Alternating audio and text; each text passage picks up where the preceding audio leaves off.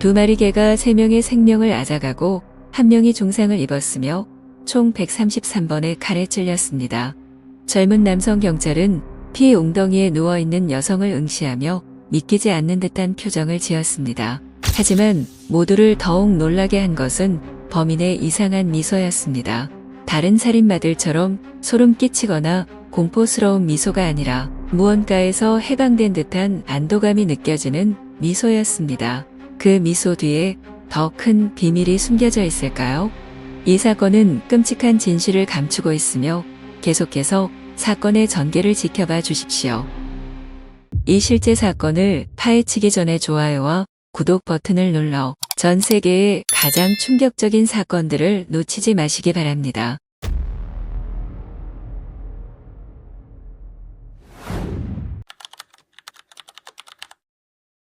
(2008년 9월 19일) 새벽 싱가포르 앙모키오 경찰서는 한 지역 주민으로부터 긴급 전화를 받았습니다.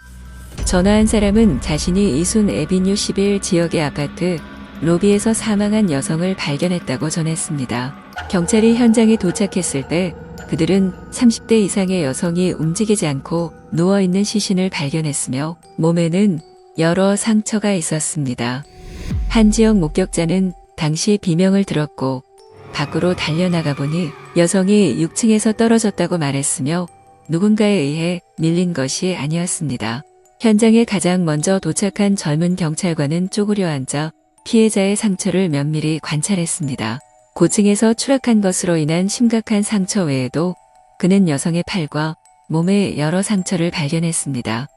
이 상처들은 날카로운 물체나 칼에 의해 생긴 것으로 길고 얇으며 상당히 깊었습니다. 전화한 사람은 자신이 그 건물의 5층에 살고 있다고 진술했습니다. 사건 당시 그는 위층에서 여성이 도움을 요청하는 소리를 들었다고 했습니다. 뭔가 이상한 낌새를 느낀 그는 즉시 경찰에 신고 전화를 걸었으며 전화 연결 중 위에서 무거운 무언가가 떨어지는 소리를 들었습니다. 정보를 받은 경찰관은 즉시 현장을 봉쇄하고 여성이 추락한 것으로 보이는 6층을 철저히 조사하라고 경찰팀에 지시했습니다. 6층에 도착한 경찰은 각 아파트를 하나하나 점검했고 결국 문 손잡이에 피가 묻은 한 아파트를 발견했습니다. 그들은 여러 차례 문을 두드렸지만 아무도 대답하지 않았습니다. 경찰이 문을 강제로 열려고 하던 순간 문이 갑자기 열렸습니다.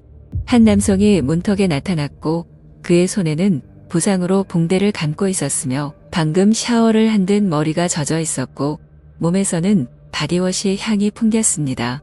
남성은 자신의 이름이 왕지젠이라고 밝혔으며 이 아파트의 세입자라고 했고 경찰에게 왜 자기 집 문을 두드리느냐고 물었습니다. 경찰팀은 사건을 조사 중이라고 말하며 그의 손이 왜 다쳤는지 의문을 표했습니다. 왕은 손에 상처가 과일을 깎다가 실수로 베인 것이라고 말했습니다. 남성이 대답할 때 경찰들은 집안에서 강한 핏냄새가 풍겨 나오는 것을 맡고 안으로 들어가 확인하고 싶다고 요청했습니다. 왕제자는 즉시 동의하며 경찰에게 길을 내주었고 뒤따라가 거실 소파에 앉았으며 매우 침착한 태도를 보였고 불안하거나 저항하는 기색은 없었습니다. 집안의 조명은 다소 어두웠지만 경찰은 여전히 침실 문 손잡이에 묻은 신선한 핏자국을 볼 수 있었습니다. 한 경찰관이 재빨리 동료들에게 신호를 보내 그 남자를 제지하도록 했고 다른 경찰관들은 조심스럽게 침실 문을 열고 안의 상황을 살폈습니다. 문이 열리자 그들의 눈앞에는 끔찍한 광경이 펼쳐졌습니다. 침실 바닥은 피의 얼룩으로 뒤덮여 있었고 벽에도 피가 튀겨져 있었습니다. 공기 중에 퍼진 짙은 핏 냄새는 보는 이의 등골을 오싹하게 만들었습니다. 방 안 침대 위에는 중년 여성이 움직이지 않고 누워 있었으며 온몸에는 수많은 상처가 있었습니다. 파란색과 흰색 줄무늬 침대 시트는 피로 인해 붉은색으로 변해 있었습니다. 중년 여성 옆에는 젊은 여성이 역시 움직이지 않고 누워 있었고 몸에도 수많은 상처가 있어 매우 끔찍한 공격이 있었음을 보여주었습니다.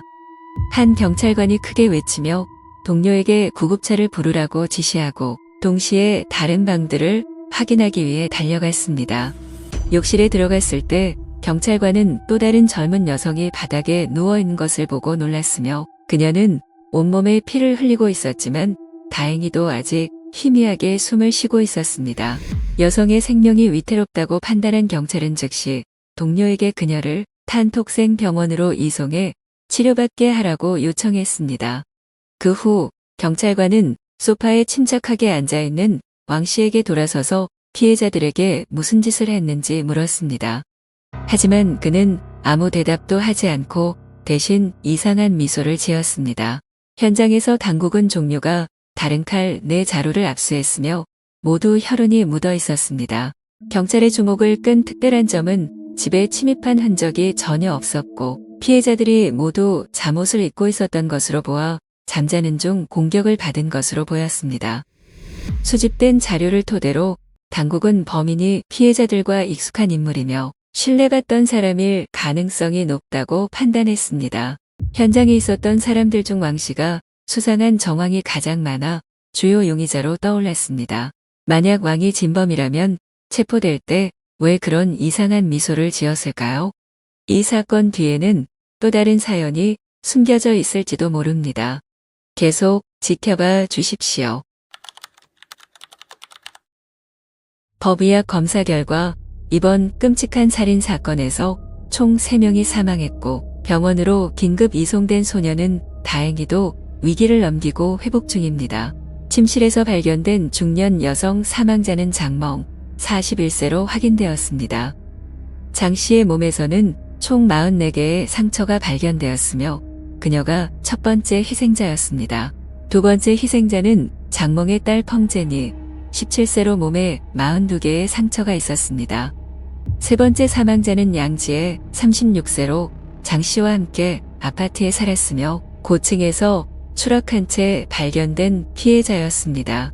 양 씨는 총 15개의 상처를 입었으나 사망의 주된 원인은 6층에서의 추락이었습니다. 네 번째 피해자는 양지혜의 딸 리메이링으로 32개의 상처를 입었지만 이번 참극에서 다행히 생존했습니다. 총 4명의 피해자는 133번의 칼에 찔리는 잔혹한 공격을 당했으며 범인은 광기와 잔인함을 드러냈습니다. 모든 흉기에서 수집된 지문은 한 사람, 왕제잔에게서만 나왔습니다. 경찰서에서 신문을 받는 동안 왕은 계속 침묵을 유지했으며 가끔 고개를 들어 경찰을 이상한 미소로 바라보았습니다. 잠시 후 왕은 자신이 살인사건의 범인임을 공식적으로 인정했습니다.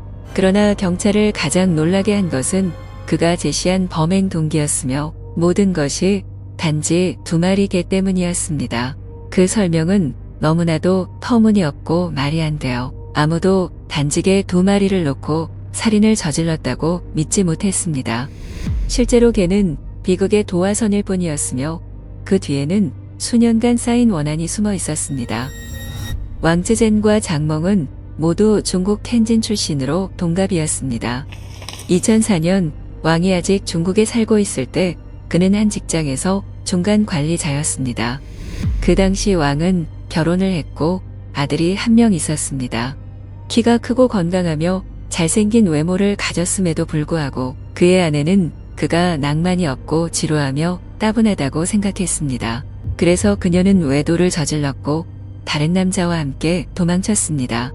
아내의 배신에 큰 충격을 받은 그는 낙담하였고 가족들에게 체면을 지키기 위해 성격 차이라는 이유로 이혼을 결심했습니다. 왕의 아내는 아들의 양육권을 가져갔습니다. 삶에서 가장 공허하고 외로운 시기에 왕은 1996년에 알고 지냈던 사업 파트너 장멍을 다시 만나게 되었습니다. 장은 텐진에서 물류회사를 운영하는 부유한 여성이었습니다. 장멍은 왕제젠의 잘생긴 외모에 끌렸고 적극적으로 구애하기 시작했습니다. 장의 끈질긴 접근에 왕은 결국 마음이 흔들렸습니다. 운명적인 커피숍 만남 이후 두 사람은 매주 한 번씩 데이트를 하다 점점 주 2회로 늘어나게 되었습니다. 그 당시 왕은 장이 경찰 남편과 딸이 있는 유부녀라는 사실을 몰랐습니다. 왕은 장에게 점점 깊은 감정을 가지게 되었고 그녀에 대한 사랑을 표현하기 위해 등에 장의 얼굴과 이름, 장미꽃 문신을 새겼습니다. 그러나 얼마 지나지 않아 왕은 잔혹한 진실을 알게 되었고 장은 남편과 자식뿐 아니라 여러 남자친구도 있었습니다. 처음에 왕은 관계를 끝낼 생각을 진지하게 했습니다. 하지만 장은 첫눈에 반했으며 평생 함께하고 싶다고 말하며 그를 설득했습니다. 장멍은 자신의 피로 왕쯔젠을 사랑하고 그와 결혼하고 싶다라는 중국어 문장을 종이에 적으며 사랑을 증명했습니다. 장의 진심 어린 행동에 감동한 왕은 관계를 계속 이어가기로 결정했습니다. 그 후로 왕은 점점 장을 더 사랑하게 되었고 그녀의 말이라면 모두 따르며 그녀에게 완전히 지배당하게 되었습니다. 하지만 모든 일이 오래 순조롭게 흘러가지는 않았습니다. 2006년 11월 장의 남편 펑이 외도를 알게 되었고 왕을 불러 만나자고 했습니다. 장은 두 남자 중 하나를 선택하라는 남편의 요구에 망설임 없이 왕을 선택했습니다. 그러나 장의 가족은 이를 받아들이지 않았습니다. 특히 장의 남동생, 여동생, 매형이 왕의 직장에 찾아와 협박하고 폭행하며 괴롭히기 시작했습니다. 위험한 상황에 놓인 왕은 조기 퇴직을 신청했고 약 40만 위안의 보상금을 받았습니다. 이 돈으로 장과 왕은 텐진을 떠나 청두로 도망쳤습니다. 왕은 그녀를 위해 고급 음식과 명품 옷에 돈을 아끼지 않았고 퇴직금 일부를 애인 부양에 사용했습니다. 2007년 설날 장은 딸을 보기 위해 고향에 돌아갔고 남편과의 이혼 절차를 마쳤다고 전에 왕을 매우 기쁘게 만들었습니다. 그 무렵 장 씨의 사업은 여러 가지 어려움에 부딪히며 점차 심각하게 쇠퇴하기 시작했습니다. 왕은 일상생활에 필요한 모든 비용을 지불합니다. 하지만 그 어려움이 전부는 아닙니다. 장은 이혼 소식을 알린 직후 전 남편이 뇌졸중 진단을 받아 모두를 충격에 빠뜨렸습니다. 장은 전 남편을 돌보기 위해 왕과 일시적으로 4개월간 이별하기로 결정했습니다. 전 남편이 회복된 후 장은 딸을 데리고 왕과 함께 살게 되었습니다. 왕은 연인의 딸에게 매우 잘해주었지만 펑지엔이는 왕을 좋아하지 않았습니다. 그녀는 부모의 이혼이 모두 왕 때문이라고 생각했고 두 모녀가 가진 돈이 바닥나 왕에게 의존해 살아야 했음에도 그를 증오했습니다. 엄마로서 장은 딸에게 더 나은 교육 환경을 제공하고 싶어 했고 미래를 위해 더 나은 기회를 찾고자 했습니다. 처음에는 펑을 스위스로 유학 보내려 했지만 학교에 자리가 없어 장은 현대적인 교육 시스템을 갖춘 싱가포르로 방향을 바꾸었습니다. 2007년 12월 장은 딸을 싱가포르로 유학 보내며 공식적으로 스터디 마마가 되었습니다. 이는 자녀의 교육을 위해 함께 입국하는 외국인 어머니를 지칭하는 싱가포르의 용어입니다.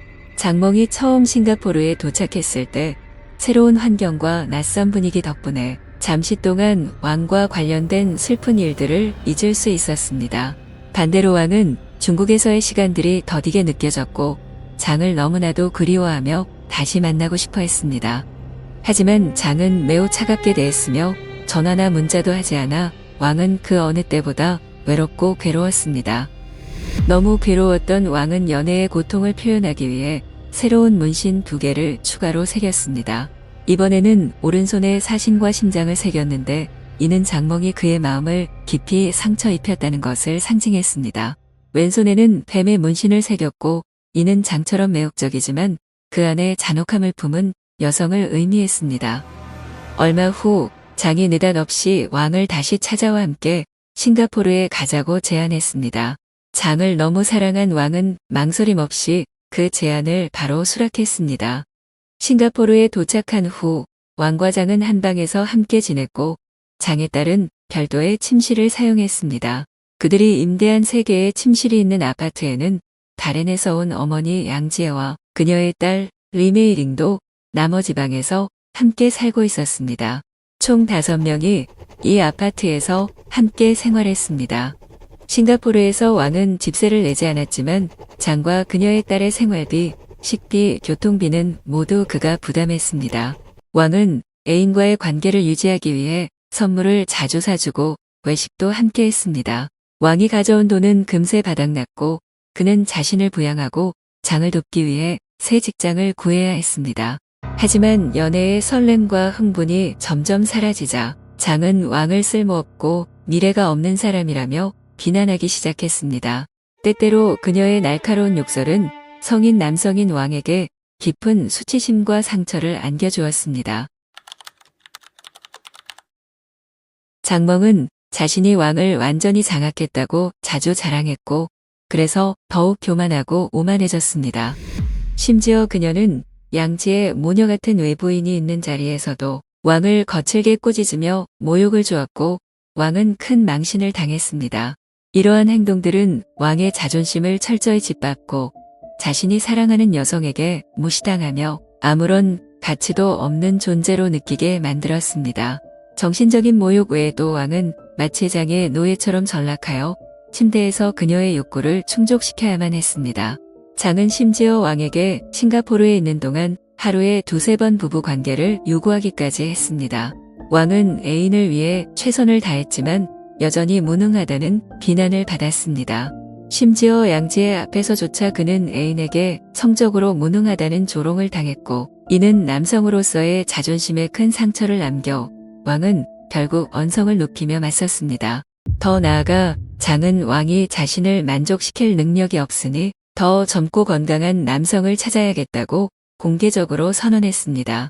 왕은 장과 함께 사는 동안 자신이 가진 돈을 모두 써서 여자친구와 그녀의 딸에게 비싼 음식을 사주었고 심지어 그들의 세탁과 요리까지 도왔습니다. 장은 그에게 침실에서 알몸으로 있도록 강요했고 방 밖으로 나가지 못하게 하여 왕은 극도의 답답함과 고통을 겪었습니다. 더 심각한 것은 장의 침실에는 화장실이 없어 왕은 비닐봉지나 신문지에 용변을 봐야 했습니다. 그는 자신이 직접 장과 펑을 위해 만든 음식에 남은 찌꺼기를 먹어야 했으며 그들과 같은 식탁에 앉는 것도 허락되지 않았습니다.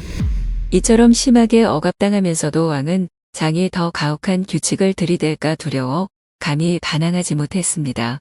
말다툼이 생길 때마다 이 여성은 주저없이 왕을 물어뜯었습니다. 여자친구에게 모욕을 당하면서도 왕은 펑과의 관계를 풀기 위해 선물을 주며 노력했지만 소녀는 여전히 그에게 차갑고 친근하지 않은 태도를 보였습니다. 몇 달간 계속된 독설과 욕설은 왕을 거의 미쳐버릴 지경까지 몰아넣었습니다. 돈을 모두 써버린 왕은 결국 중국 고향으로 돌아가 노모와 함께 지내게 되었습니다. 장을 벗어났다고 생각했지만 왕이 텐진으로 돌아오자 장은 다시 달콤한 말로 다가와 관계를 다시 시작하자고 했습니다. 심지어 그녀는 싱가포르에 있는 친구들을 통해 그에게 직장을 구해줄 수 있다고 약속했습니다. 왕은 장의 꿰매 넘어가 2008년 8월 3일에 다시 싱가포르로 갔습니다. 그는 몇몇 구직 회사들을 소개받았지만 모든 취업 제안은 중개 수수료를 지불해야만 가능하다고 했습니다. 장은 현금이 충분하지 않다는 이유로 그 수수료를 대신 내주기를 거절했습니다. 이 문제로 두 사람은 매우 격렬하게 다투었고 결국 왕은 9월 2일 중국으로 다시 돌아갔습니다. 얼마 후 장은 다시 왕에게 연락하여 딸 펑을 래플스 여자중학교로 전학시킬 예정이라고 알렸습니다. 그녀는 또한 새로운 학교 근처로 이사할 계획이라며 전학 준비와 이사 관련 문제를 도와달라고 부탁했습니다. 왕은 동의했고 장을 돕기 위해 마지막 남은 저축금 7,000위안을 전부 인출했습니다. 2008년 9월 9일 싱가포르에 도착한 왕은 5일 만에 약 2,000위안을 써버렸으며 이 중에는 장과 그녀의 딸을 위해 산개 2마리를 사는 데 쓴 120 싱가포르 달러도 포함되었습니다. 왕은 남은 2조각의 게를 자신이 먹을 생각이었지만 펑이 아침으로 게를 먹고 싶다고 해서 그녀에게 주었습니다. 9월 18일 저녁 8시쯤 장은 방에 들어와 왕에게 자신과 펑이 다시 게를 먹고 싶다고 말했습니다. 돈이 완전히 떨어졌기 때문에 왕은 장에게 그들이 일주일 전에 이미 게를 먹었고 한 끼 값이 100 싱가포르 달러가 넘는다며 남은 돈을 아껴야겠다고 말했습니다. 장은 원하는 대로 게를 먹지 못하자 분노했고 입에 담기 힘든 욕설을 퍼부으며 남자친구를 심하게 비난했습니다.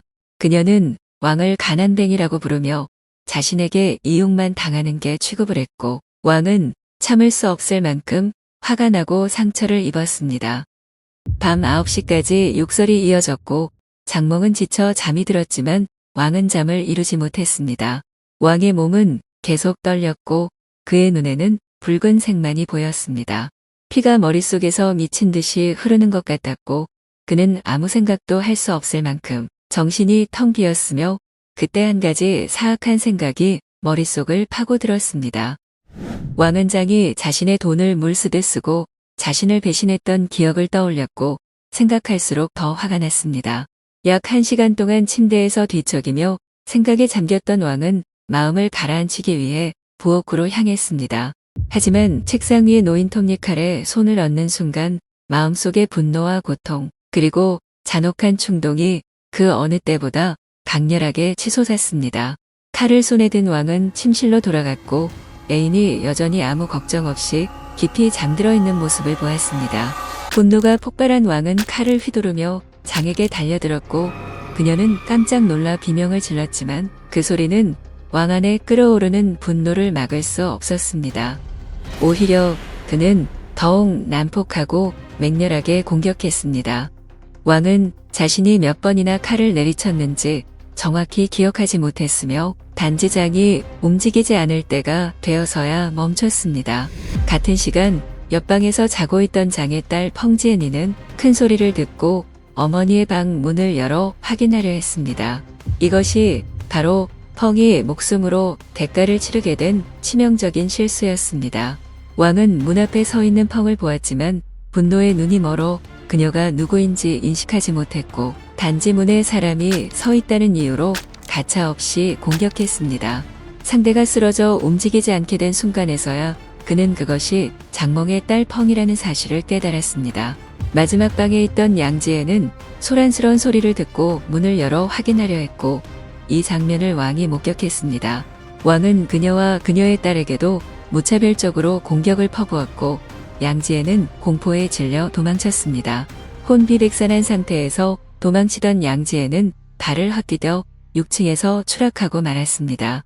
왕은 그녀를 쫓아갔지만 양이 바닥에 움직이지 않고 누워있는 것을 보고 곧바로 침실로 돌아가 양의 딸을 찾았습니다. 그는 양의 딸이 부엌 근처 화장실로 도망친 것을 보고 계속해서 미친 듯이 쫓아가 공격했고 소녀가 죽었다고 생각될 때가 되어서야 공격을 멈췄습니다. 범행을 저지른 후 왕은 현장을 도망치려 했지만 곧 마음을 바꾸었습니다. 그는 욕실로 들어가 몸에 묻은 피를 깨끗이 씻고 옷을 단정하게 입었고 바로 그때 경찰이 아파트 문을 두드렸습니다. 2012년 11월 30일 싱가포르 고등법원은 왕즈젠의 새 여성 살해 사건에 대한 판결을 내렸습니다. 판결 당시 판사는 왕이 정신 이상 상태에서 장과 그녀의 딸을 총 86차례나 공격했다고 지적했습니다. 따라서 살인죄는 성립되지 않고 과실치사로 감형되었습니다. 그러나 판사는 왕이 첫 범행 후에도 분노를 가라앉힐 시간이 충분히 있었음에도 불구하고 증인을 없애기 위해 양 모녀를 계획적으로 잔인하게 살해하려 했다고 판단했습니다. 그 결과 판사는 왕즈젠에게 사형을 선고했습니다. 재판장에서 왕은 살아남은 피해자인 양의 딸 리에게 사과를 전했습니다. 왕은 자신이 양 모녀를 죽일 의도가 없었다고 주장하며 사형 판결에 항소하겠다고 밝혔습니다. 하지만 2014년 11월 항소심에서 판사들은 왕이 정신적 혼란으로 통제력을 잃었다는 주장을 믿지 않았으며 교수형 사형 판결을 그대로 유지했습니다. 왕은 2016년 5월 20일에 사형이 집행되었고 살아남은 피해자는 싱가포르에 홀로 남아 학업을 이어갔습니다. 그녀는 어머니가 남긴 1만 달러의 저축과 시민들의 기부금으로 생계를 유지했습니다. 여러분은 이 소름 끼치는 이야기에 대해 어떻게 생각하시나요? 아래 댓글로 의견을 남겨주세요. 다음 끔찍한 사건 이야기를 놓치지 않으려면 구독 버튼을 꼭 눌러주세요. 여러분의 응원이 더 많은 흥미로운 사건을 전해드리는 원동력이 됩니다. 함께 해주셔서 감사합니다. 다음 영상에서 또 만나요.